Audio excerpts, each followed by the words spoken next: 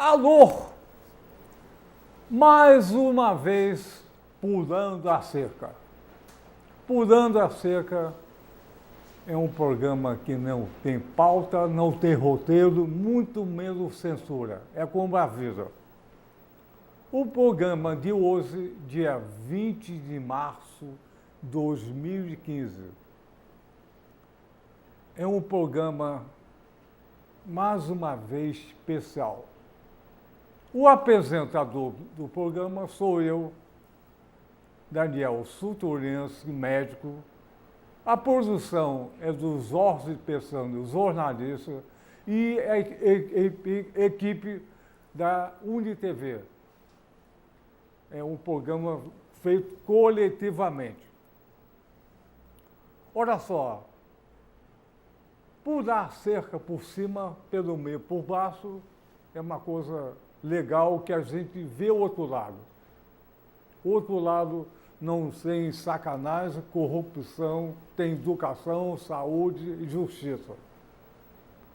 Bom, hoje vamos apresentar a segunda parte do excepcional documentário feito pelo Dr. Arnaldo Moser. E o tema é super atual. O documentário se chama Brasil, o governo que nunca ouviu a sua população. Isso é eterno, é atual, muito antigo. Então, o documentário Brasil, a população, o governo que nunca ouviu a sua população, é um documentário histórico. Poucas versões tem dessa história do Brasil. No Brasil, o vencedor faz a história, esquece o perdedor. E o perdedor, geralmente, é a população. Então, vamos, se possível, gravar esse documentário na sua segunda parte. Então, Brasil, o governo que nunca ouviu a sua população. Atualíssimo. Vamos exibir a nossa segunda parte. Vamos ver, observar, meditar e pensar. Vamos lá. Brasil, o governo que nunca ouviu a sua população. Vamos lá. Atenção, vai no ar. Foi?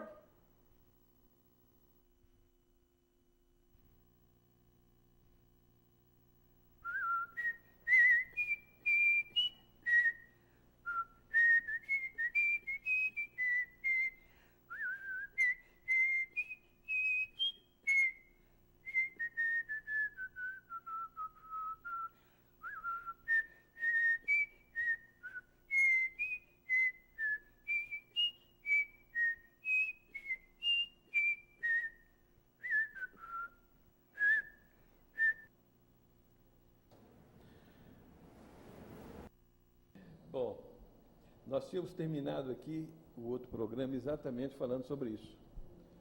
Quando ocorreu a proclamação da República, como é que ela ocorreu, em que bases, o papel dos militares e o papel dos positivistas, que deram o cunho ideológico da Revolução de 30.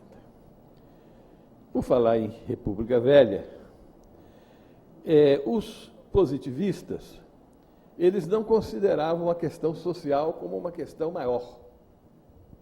Eles tinham como lema uma frase que está escrita lá no templo deles, que tem ali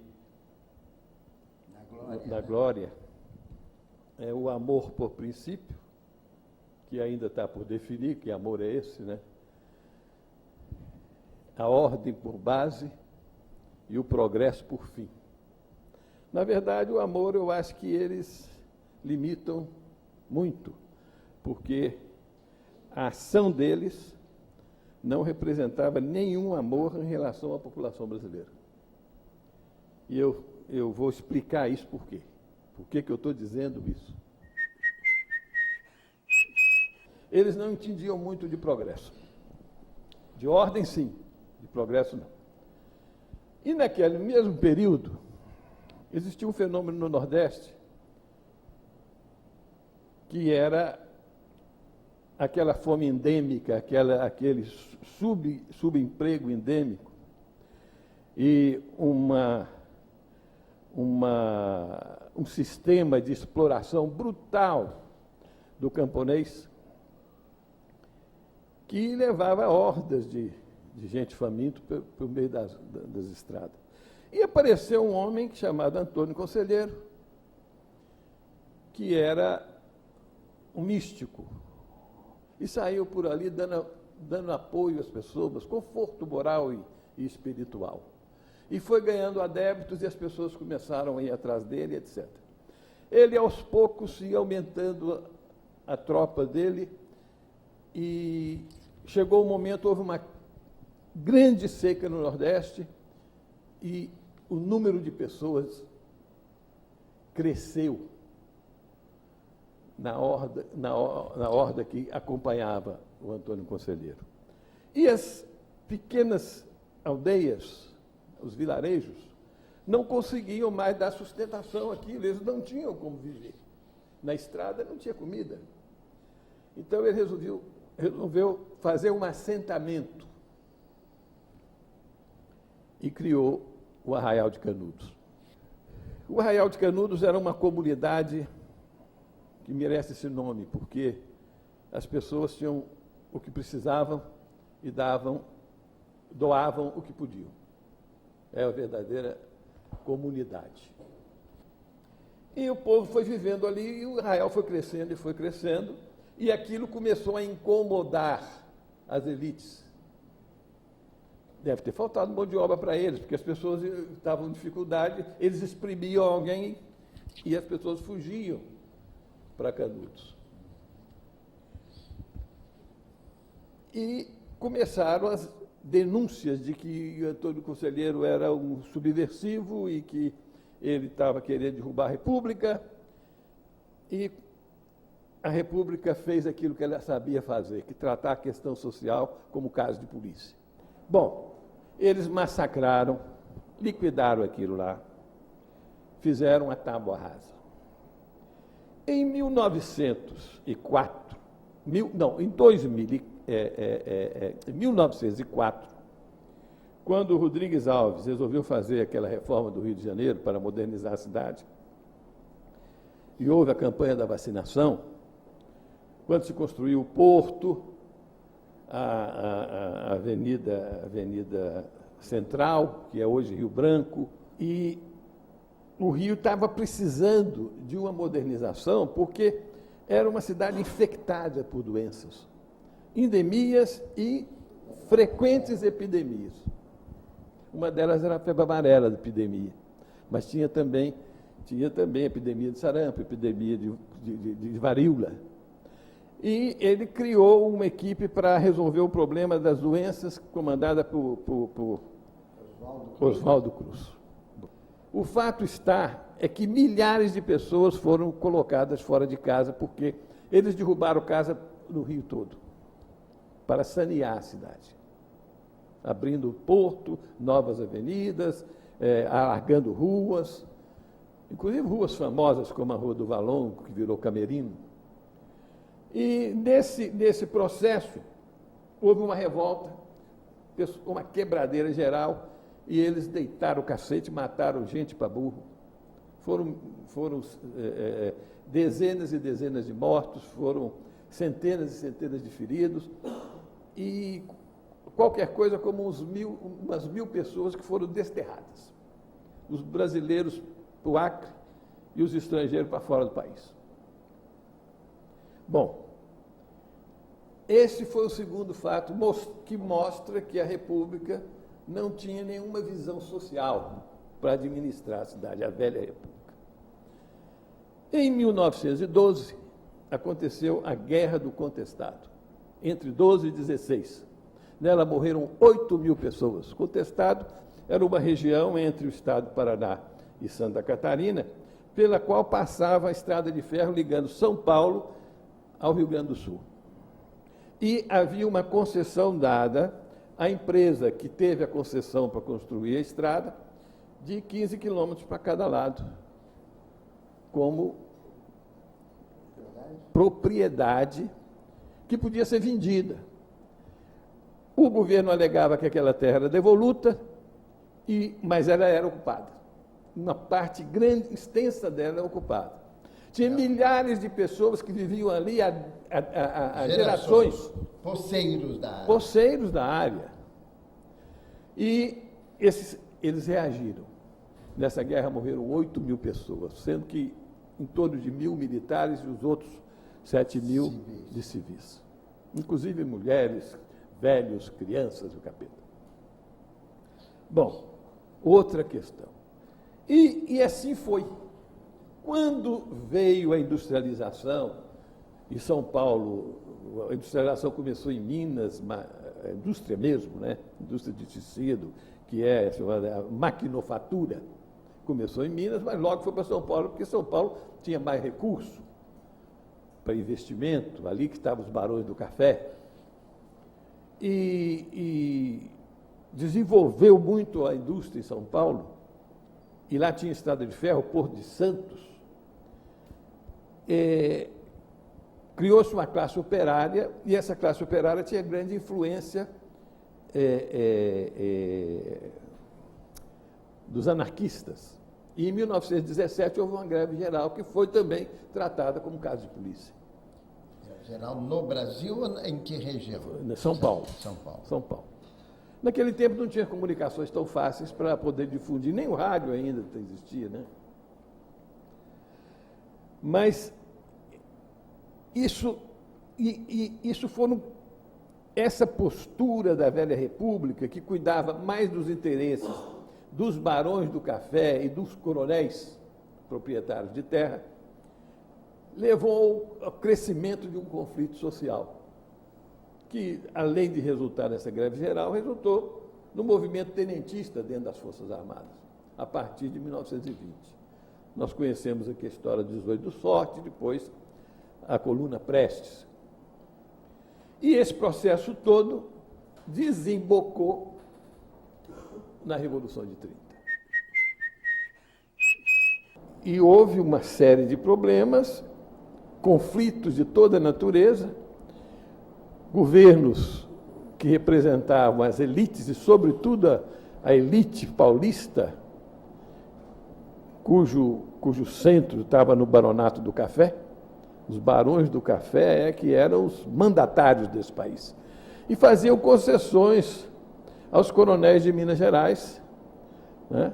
A partir de um determinado momento, começaram a fazer essas concessões. Um governo era paulista e o outro era mineiro. Café com leite? Café com leite, é. Um mandato era do café e o outro mandato era do leite, que também era café. Porque Minas fazia as duas coisas. O leite era o principal, mas também tinha muito café.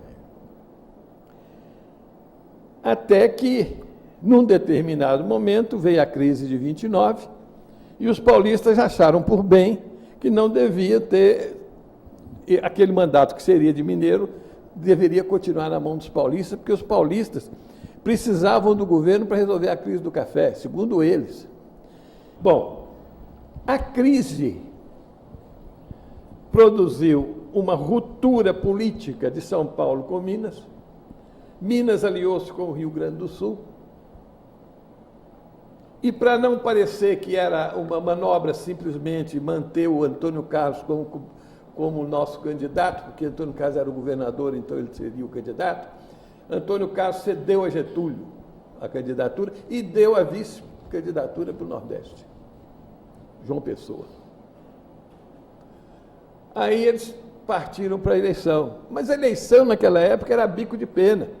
Além do colégio eleitoral ser pequeno, só dos alfabetizados masculinos, e que tinham recurso financeiro, e aquilo era notado, não havia nenhum controle possível de que aquele voto era verdadeiro ou não? Era o escriturário lá que marcava o voto que o cara deu, que era o dono do voto. E no interior perdido por aí, você faz o que quer. O coronel é o dono da eleição. Houve uma fraude deslavada e uma reação brutal, porque as pessoas que estavam disputando a eleição sabiam como é que fazia. Não é roubar do pobre diabo, não. Estavam roubando do par lá, do igual.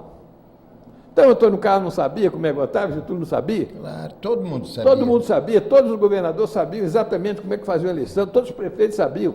O famoso Todos os coronelismo coronéis, aí todos até os aí. juízes, todo mundo sabia. E sabiam exatamente que aquela eleição era uma eleição fajuta para que São Paulo pudesse impor uma política financeira ao Brasil que interessasse ao ressarcimento dos barões do café pelos prejuízos da crise, quer dizer, distribuir a crise pelo país e eles manterem o poder. Foi isso. Então houve uma revolta geral, e essa revolta contaminou toda a sociedade, porque quando Getúlio marchou com a tropa dele do Rio Grande do Sul, não encontrou resistência do exército, o exército acantonou-se. Ele não participou. Ele deixou a revolução acontecer. E o governo caiu imediatamente. Foi rápido o negócio. Getúlio assumiu o poder e tomou uma série de medidas de caráter social. O que o Getúlio fez? Ele agregou ao poder duas classes, ou melhor, agregou a burguesia industrial e a classe média urbana ao governo e favoreceu os trabalhadores com uma legislação de proteção do trabalho. Olha bem o que aconteceu. Ali foi uma verdadeira revolução, uma revolução burguesa, mas com uma visão social. O Getúlio tinha uma visão trabalhista, tinha uma visão socializante, quer dizer,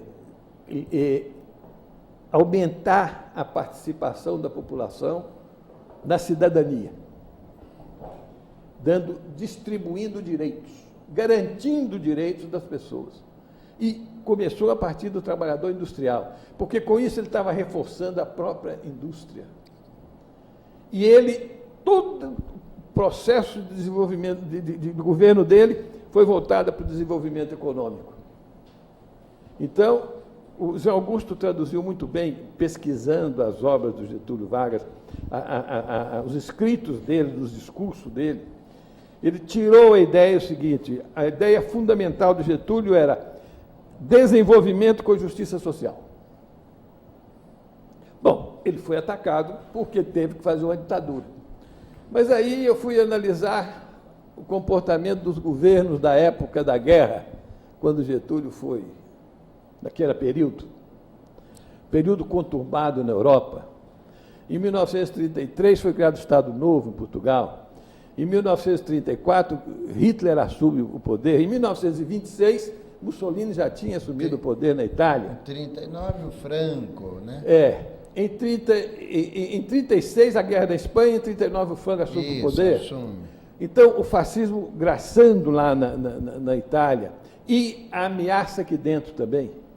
Houve um conflito muito grande dentro das Forças Armadas aqui, entre um grupo conservador, que era capitaneado pelo Cordeiro de Faria, e o grupo revolucionário, capitaneado por Prestes, que resultou depois, nessa brincadeira, resultou na Aliança Nacional Libertadora de 35, LN. né? Que fez uma revolta que eles chamaram de intentona comunista. Mas não era só os comunistas que participaram daquela revolta, não.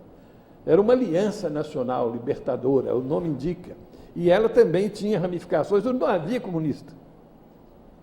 Bom, E, em 1938, Getúlio teve que enfrentar os fascistas do Plínio Salgado. O Roosevelt, nos Estados Unidos é permitida a reeleição. O Roosevelt foi eleito 3 vezes. Ele teve a reeleição e depois outra reeleição.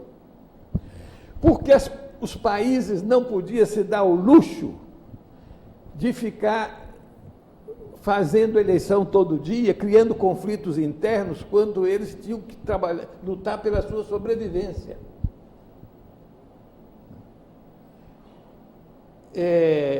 Então, aquele foi um período de governos fortes mesmo, porque era um período de guerra. Em 1945, se restabeleceu o processo eleitoral, se constituiu uma democracia parlamentar presidencialista, né? E parecia que tudo iria muito bem. Mas não foi.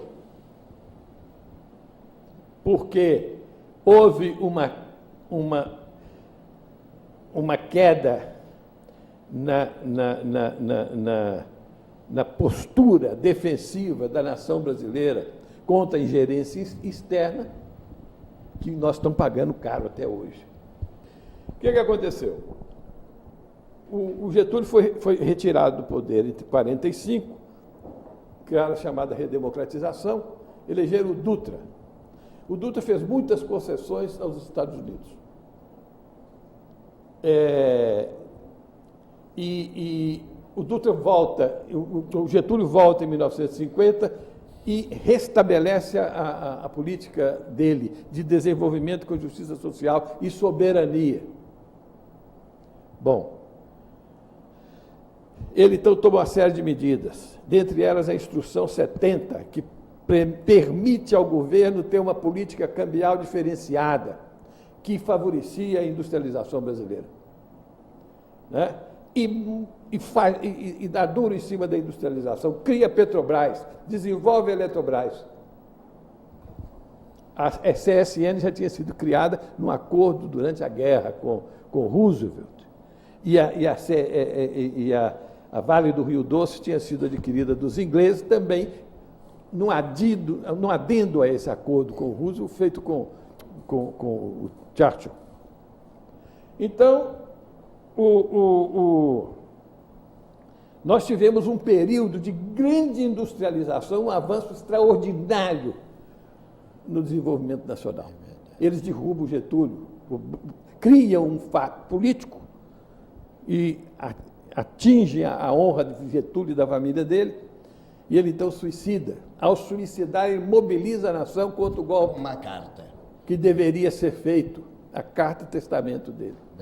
E tem mais, você chamou atenção para tantos aspectos positivos, e um que eu reputo muito positivo também, do Getúlio, o fato de ele ter feito todo um governo voltado para o patriotismo, para as classes trabalhadoras, né? E se fez uma coisa que nunca, até hoje não se fez, uma verdadeira auditoria da dívida externa, que é um dos sangradores de todo o mundo, todo terceiro e segundo mundo. Você tem toda a razão.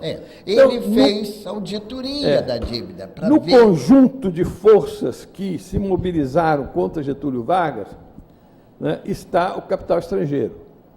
E a partir de um determinado momento, não era só o capital estrangeiro, não, o próprio governo americano. Quando você vê o filme que foi pelo filho do Tavares, aí, do Flávio Tavares, o dia que durou 21 anos, que fala sobre a interferência americana, política americana, no desfecho do golpe militar de 64, fica tudo claro, porque tem documentos do governo americano, inclusive pronunciamento do próprio presidente Johnson, e a discussão do presidente Johnson com o embaixador americano aqui, com o ministro das Relações Estrangeiras, no caso lá é secretário de Estado americano. Então olha bem, esse conjunto de coisas nos obriga a uma reflexão maior. Na verdade, nós fomos instrumentos de um processo internacional de interesses do capitalismo internacional. Então, hoje, nós estamos vivendo o mesmo processo.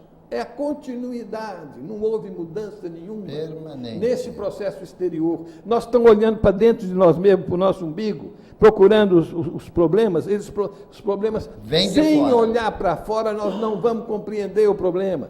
Nós temos que olhar para dentro de nós mesmos, para sabermos o seguinte: nós temos consciência do que está acontecendo aqui? Não temos. Essa é a verdade. E porque nós não temos consciência, nós não vemos o que está acontecendo.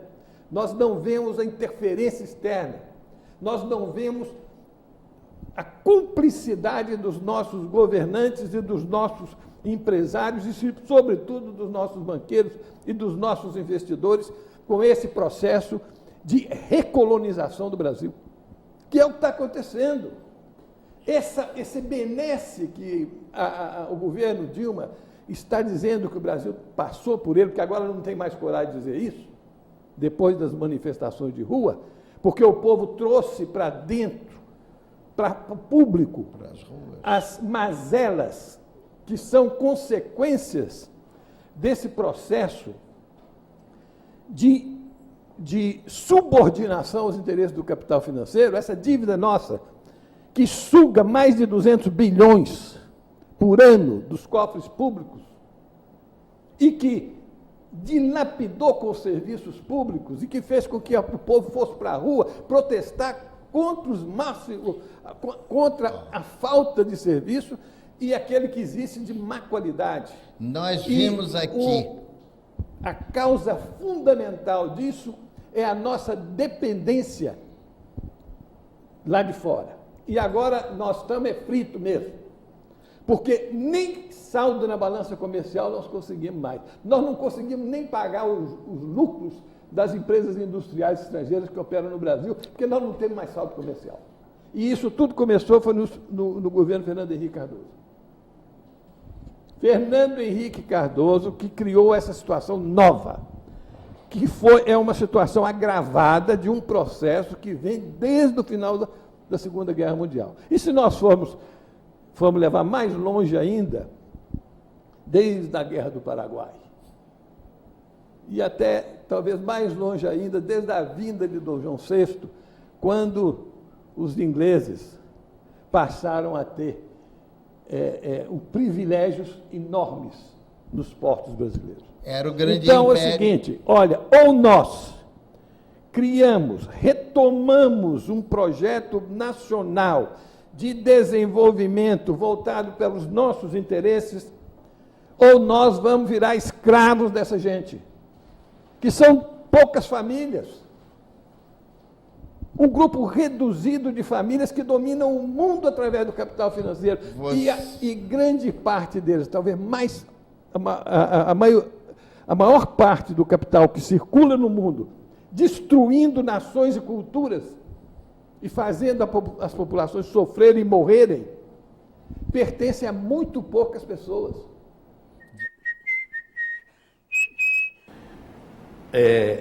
A casca do ovo foi quebrada, vai nascer um pinto. É preciso criar esse pinto. Só tem uma coisa para derrubar essa atrapalhada que está aí. Isso é uma grande atrapalhada. É a conscientização das pessoas. Isso.